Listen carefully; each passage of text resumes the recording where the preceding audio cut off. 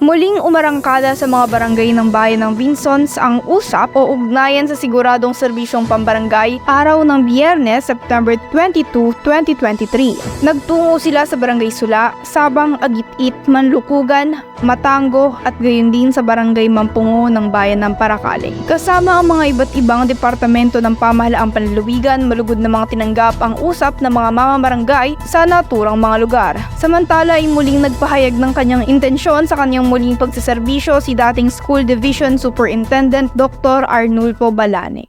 At alam ba nito ang kanilang mga sagot?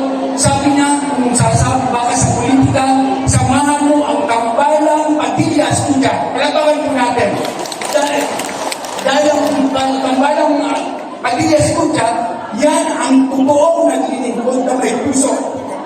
Siyempre, ganun din naman po ako, gusto ko maglingkod na may puso. Kaya, dapat samahan ko yung mga katulad ko rin na ang layunin ay mapaapat ang kabuhayan ng mga Ringes Norte. Kaya yun po nangyari, kaya kung bakit nandito ulit ako kahit 60 years old na, 61 years old na, senior citizen na, gusto ko pa rin maglingkod, kaya nakikusap ulit ako. Pwede naman siguro akong huwag nang magano, sa bahay na lang.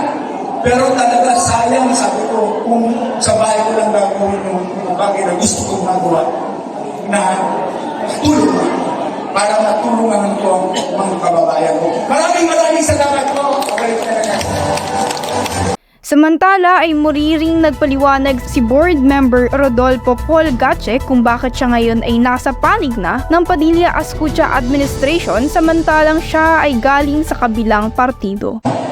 Nakita ko, ako po ay 3 taon at 3-termer na mayor ng Talisay. Nangangulugan siya na taon ako naging mayor. Si Governor Dong Padilla po, siya na taon din naging mayor yan ng Musa Kamaniban. Si Vice Governor Joseph Escucha, siya na taon din naging mayor yan ng Lao. Kaya po yung pananaw namin para sa pag-asenso ng lalawigan ng Camarines Norte ay nagkakaugma-ugma. Kaya po ngayon, ako naman, gusto ko naman siyempre maging mautlad ang ating probinsya, lalo na po dito sa ating barangay, lalo na sa ating bayan ng Vinsons. Kailangan mabilisan ang pag-unlad natin sapagkat hindi na po tayo nagbabata, tumatanda na tayo. Ay baka hindi natin nabutin yung magandang Camarines Norte na sa ngayon po ay nakikita ko ipagpapatuloy ni Governor Dong Padilla, maglalagay siya ng mga bagong programa. Kaya ako ngayon, nandiyan ako ngayon. Samantala, isinabi naman ni Governor Ricardo Dong Padilla na alisin na natin ang maling paniniwala na dapat tayong tumanaw ng utang na loob sa isang politiko sa tuwing tayo ay nabibigyan ng proyekto sa ating barangay. Naman po ang dapat may tumanaw ng utang na loob dito. Yan po walang iba si Dong Padilla na ngayon ay tumatanaw ng utang na loob sa inyo. Kaya po sana tanggalin na po natin yung maling paniniwala sa utang na loob.